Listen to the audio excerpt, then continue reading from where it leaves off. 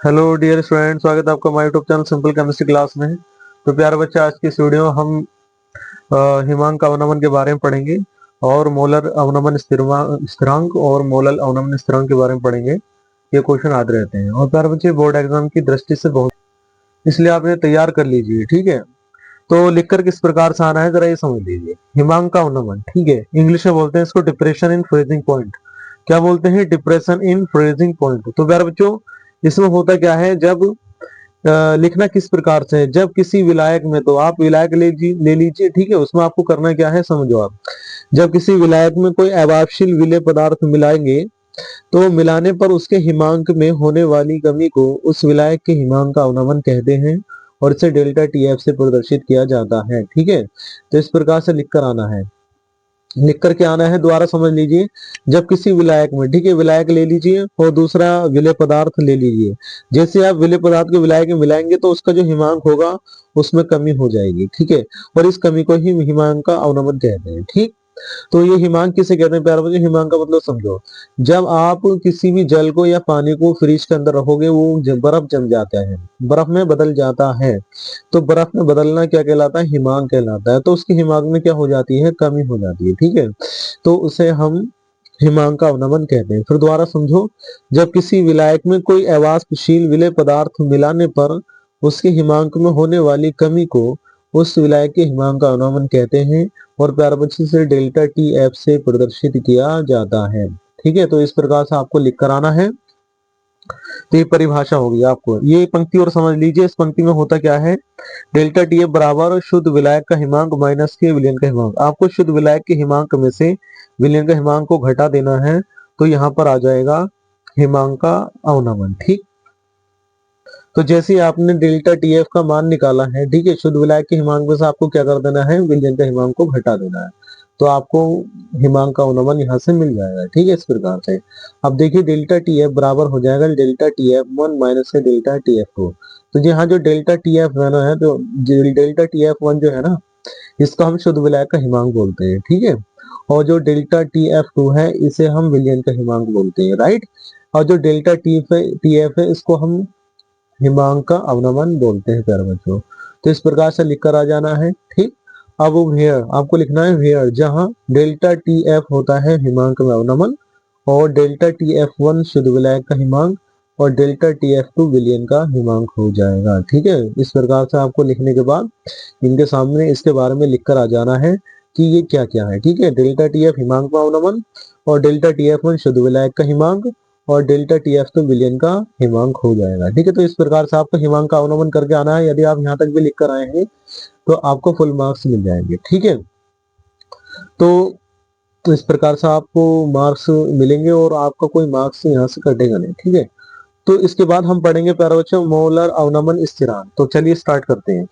देखिए मोलर अवनमन स्थिरांक अब लिखना कैसे है इसको ये समझ लीजिए।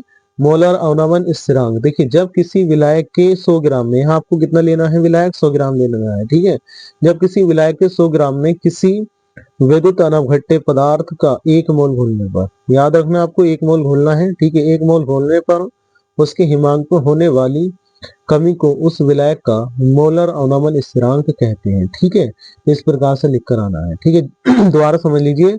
जब किसी विलायक के 100 ग्राम में किसी विद्युत अनवघट्य पदार्थ का 1 मोल घोलने पर उसके हिमांक में होने वाली कमी को विलायक का मोलर अवनमन स्थिरांक कहते हैं प्यारे बच्चों। तो ये परिभाषा मोलर अवनमन स्थिरांक की हो जाएगी। आप इस प्रकार से लिख कर आना है आपको। ठीक है, आगे समझिए। और आपको ये बात याद रखनी है बच्चों, इसको हम के एफ से डिनोट करते हैं। कितने से? किससे? के एफ से डिनोट किया जाता है, के एफ से प्रदर्शित किया जाता है, के एफ से रिप्रेजेंट किया जाता है। ठीक है, तो इस प्रकार से यहाँ तक आपको परिभाषा लिखकर आ जानी है। तो अब मैथमेटिकली इसका जो सूत्र हो जाएगा ना वो इस प्रकार से हो जाएगा। समझो मैथमेटिकली सूत्र हो जाएगा इसका इस पर, डेल्टा टी एफ बराबर के एफ गुणा डब्ल्यू बी गुणा 100 एम बी गुणा डब्ल्यू। देखिए यहाँ पर आपको 100 लेना है। मोलर की अगर बात आए कहीं भी तो आप वहां पर 100 लेंगे। ठीक है, बाकी बाकी आप इस प्रकार से लिखेंगे, डेल्टा टी एफ बराबर के एफ गुणा डब्ल्यू बी गुणा 100 बटे एम बी गुणा डब्ल्यू।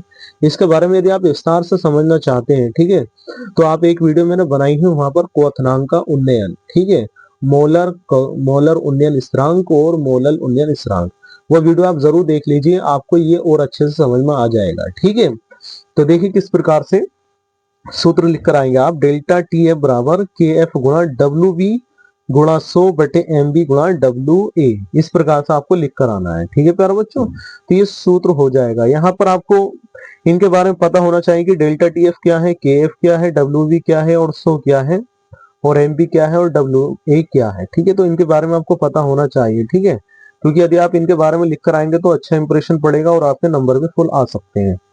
तो इनके बारे में समझ लेते हैं क्या क्या है। देखिए सूत्र था आपके सामने, डेल्टा टी है बराबर के गुणा डब्ल्यू बी गुणा 100 बटे एम बी गुणा डब्ल्यू ए। यार बच्चे हम जो पढ़ रहे हैं यहाँ पर मोलर अवनमन स्थिरांक पढ़ रहे हैं। ठीक है, तो ये उसका सूत्र हो जाएगा मोलर अवनमन स्थिरांक का, राइट। तो डेल्टा टी है बराबर के एफ गुणा डब्ल्यू बी गुणा 100 बटे एम बी गुणा डब्ल्यू ए हो जाएगा। आपको ये सूत्र लिखने के बाद, ठीक है, तो वेयर करके लिख देना है डेल्टा टी है बराबर हिमांक का अवनमन, ठीक है, डब्ल्यू बी विलय का भार, एम बी विलय का अणुभार, डब्ल्यू ए विलायक का भार। डेल्टा टी एफ हिमांक का अवनमन, डब्ल्यू बी विलय का भार, एम बी विलय का अणुभार, डब्ल्यू ए विलायक का भार हो जाएगा। ठीक है, तो इस प्रकार से आप इसके बारे में यहाँ लिख देना है और आपको यहाँ तक लिख देना। ठीक है, आपको फुल मार्क्स मिल जाएंगे। ठीक है, यदि आपको क्वेश्चन आए मोलर अवनमन स्थिरांक में। ठीक है, इस प्रकार से आपको लिख कर आना है। और चलिए अब हम मोलर अवनमन स्थिरांक के बारे में पढ़ लेंगे, वो भी बहुत ज्यादा इंपॉर्टेंट है। ये देखिए आपके सामने मैंने यहाँ मोलर अवनमन स्थिरांक के बारे में यहाँ मैंने आपको लिखा है, बहुत ही आसान भाषा में लिखा है, इसको समझ लीजिए, ध्यान से सुन लीजिए। ठीक है, देखिए इसमें क्या है, मोलर अवनमन स्थिरांक क्या है प्यारे बच्चों, मोलर अवनमन स्थिरांक बोलते हैं इसको। तो लिखना क्या है, इसके लिखना क्या है वो समझ लीजिए। जब किसी विलायक के 100 ग्राम में, तो यहाँ आपको 100 ग्राम नहीं लेना है।